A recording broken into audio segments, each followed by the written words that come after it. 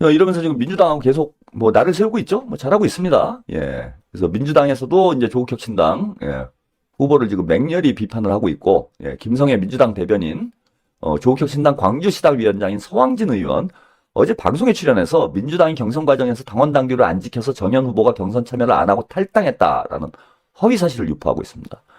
예? 그러니까 민주당이 당원 당규를 안 지켜서 장현이 탈당을 했다. 이거 사실이 아니다라고, 예, 사실이 아니라고 그 전남 도당에서 예, 장현 후보를 명예훼손으로 지금 고발을 한 상태죠. 근데 이 거짓말을 또 나와서 했어요. 아주 입만 열면 뻐꾸기야. 아무 문제가 없었어요. 뭐가 경선 과정에 뭐가 당원 당규를 안 지켰는데. 자, 장현 후보는 공천 탈락이 예상되자 경선 후보자 등록을 하지 않고 탈당한 후 조국혁신당으로 넘어갔다. 철새 정치인의 전형적인 행태다. 민주당의 이번 재보궐선거는 재보궐선거 특례 조항에 따라 중앙당에서 책임지고 공천관리, 경선을 진행했다. 공천 과정에서 지역 정치인이 개입할 수 있는 구조가 아니다. 중앙당에서 지금 경선 관리를 했는데 왜 엉뚱한 거짓말하고 다닙니까? 서왕진 의원은 무슨 근거로 지역 정치인이 공천 과정에 개입했다는 주장을 하는 건가? 근거가 있다면 즉시 제시하길 바란다. 민주당은 앞으로 근거 없는 허위사실 유포를 묵과하지 않을 것이며 재발 시 법적 조치도 불가피할 수밖에 없다. 조국혁신당 김보엽 대변인, 이 사람이 이제 문제죠. 조국의 입이에요. 저는 뭐 조국하고 조율해서 이런 행위를 하고, 조국도 김보엽이 논평을 내거나 성명을 내면은 바로 이거 페이스북에 공유를 합니다. 그러니까 김보엽의 생각은 조국의 생각과 같다. 여러분들 이렇게 보시면 될 것 같아요.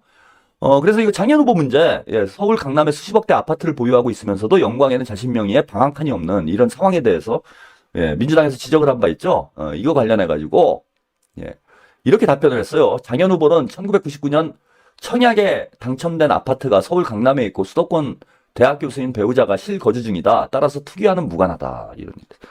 이게 무슨 동문서답이에요? 누가 투기했냐고 그랬어요? 그러니까 청담동에 아파트 있으면 다 투기는 아니잖아. 투기라고 지적한 게 아니에요. 왜 집은 강남에 살고 있고 그러면은 선거 때만이라도 내려와가지고, 예? 실거주를 해야 되는데 친척집에 얹혀 있느냐? 이걸 지적한 거지. 투기했냐고 지적했어? 왜 무슨 동문서답을 해? 그러면서 뜬금없이 주철현 의원을, 예, 저격을 합니다. 검사장 출신인 주 최고위원은 윤석열과 같은 대통령 아크로비스타를 소유하고 있는 반면에 이런 것이야말로 대단히 선동적이죠. 그 민주당 의원이 윤석열과 같은 아크로비스타에 살고 있으면 윤석열 편이에요?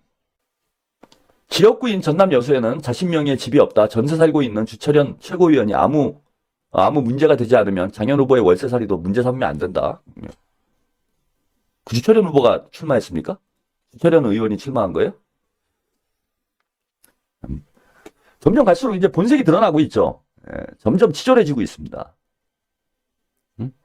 그리고 선거는 어쩔 수 없는 거예요. 예, 제대로 한번 붙어보자고요. 저는 그런 분들 좀 없어졌으면 좋겠어.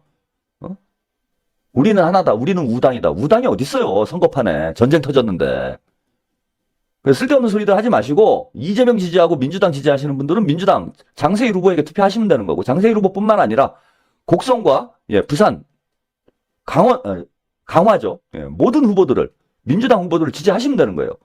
그 조국혁신당을 지지하고 조국을 지지하시는 분들은 조국혁신당 후보들에게 투표하면 되는 것이고, 그런데 교묘하게 양다리 걸쳐놓고 양두구육 하시는 분들, 이분들이 제일 문제예요. 조국보다 더 나빠. 이 양다리들이. 비전, 전략, 조직. 조직은 반드시 전략이 있을 때만 나오는 거예요. 전략이 없으면 조직은 그냥 가는 거예요, 그냥. 내가 뭘 해야 되는지 공직자들이 몰라요. 내가 뭘 해야 되는지 몰라. 지금 공직자들이 자기가 뭘 해야 되는지 모르는 거랑 똑같은 거예요. 문재인 때도 똑같았어요. 왜? 전략이 없었거든. 캐치프레이즈만 있어. 사람이 먼저다. 기회, 과정, 결과, 이걸 어떻게 하겠다고 말만 했지 전략이 없었어. 전략이 없는데 어떻게 조직을 설계하냐고. 전략이 조직을 이끄는 것인데. 그래서 조직론이 굉장히 중요한 거예요. 그게. 미국의, 내가 이름을 잊어버렸다. 그 전략론의 인사 조직론 하시는 선생님인데, 그게 몇 년던가? 하여튼, 20세기에 가장 유명한 책을 하나 썼어요. 그 전략론 관련해서. Organization follows strategy라는 책이에요. 조직은 전략을 따른다. 조직은 전략이 있어야만 설계가 돼요. 전략이 없으니까 아무것도 설계할 게 없는 거야. 그러니까 그대로인 거지. 이명박 때 그 조직이 그대로 그 박근혜 때 왔다가 그대로 다시 문재인에서 그대로 왔다가 그대로 윤석열한테 넘어간 거야. 그러니 나라가 어떻게 되겠어? 뭐의 발전이 있겠어, 나라가? 그러니까 내가 친문 세력을 비판하지 않을래야 않을 수가 없는 거야. 뭘 하려고 하는 게 없었으니까. 그 이스라엘리티만 만들어. 그 지지율만 생각해, 지지율만. 빌어먹을 놈들이야. 내가 그래서 문재인과 친문 세력을 아주 빌어먹을 놈들이라고 말하는 게 거기에 있어요. 이게 있을 때, 비전과 전략과 조직이 뚜렷이 설계됐을 때, 단호 경영 플랫폼이 작동하는 겁니다. 그런데 문재인과 친문 세력은 이런 걸 전혀 몰랐어요. 그저 자기들 그냥 그 이 세비 빨아먹는 거 이게. 나는 개만도 못한 놈들이라고 생각하는 겁니다. 이게 전혀 없었어요. 김동연 전해철과 첫 회의에서 나라를 한번 바꿔보고 싶다. 그 이익이 도정자문위원회 첫 회의가 열렸는데요. 예, 도정자문위원회 위원장으로 전해철을 앉혀놨죠. 근데 이게 알고 보니까 도정자문위원회가 아니라 아니 경기도를 한번 바꿔보고 싶다를 얘기하지 도정을 자문해준다며. 아니 경기지사를 뽑아놨지 우리가 대통령 뽑아놨어요? 저도 김동연에게 투표했습니다. 뭐 어쩔 수 없는 거지. 네. 그래서 아니 경기도 좀 잘 해봐달라. 이재명 대표가 잘 읽어놓은 경기도를 더 발전시켜달라.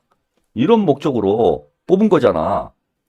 그런데 왜 나라를 바꿔? 경기도나 바꾸지. 그리고 도정 자문위원회 아니에요. 그 도정을 자문해야지. 나라를 바꾸는 자문을 왜 합니까? 웃기는 사람들이에요 이게. 자, 나라를 한번 바꿔보고 싶다. 대한민국 이대로 가서는 안 된다. 예.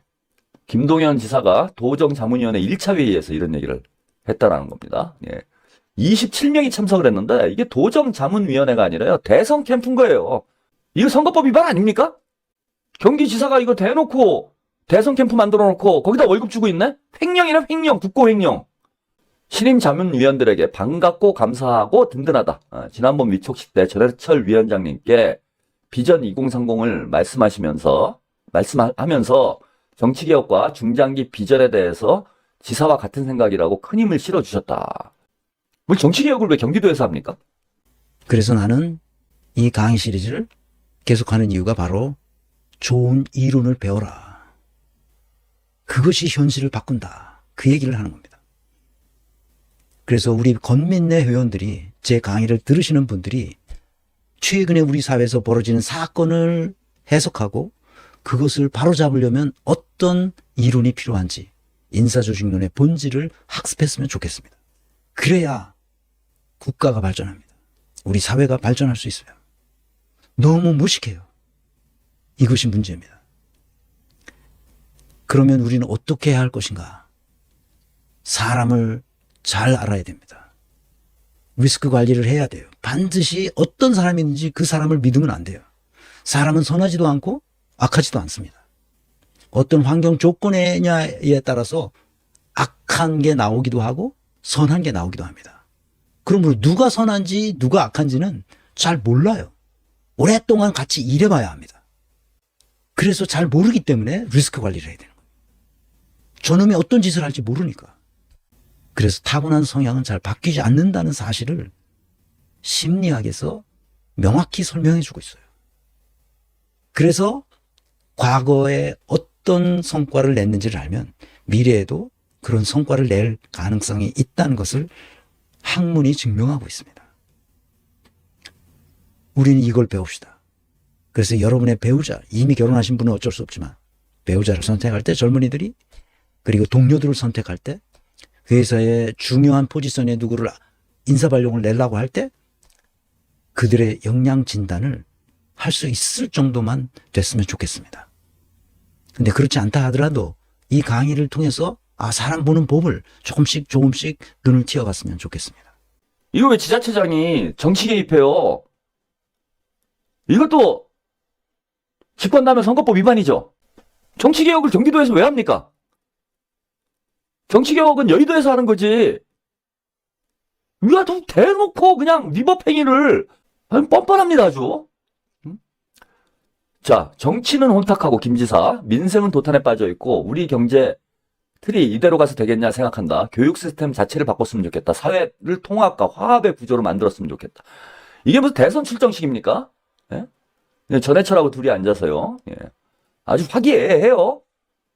너무 답답하고 이대로 가서는 안 되겠다라는 생각이 들어 지사로서, 오랜 공직자로서, 정치인으로서, 국민으로서 대한민국을 바꿔보고 싶다. 경기도부터 바꿔보고 싶다. 경기도가 바뀌니까 저렇게 바뀐다고 하는 믿음과 신뢰를 국민들에게 줬으면 좋겠다.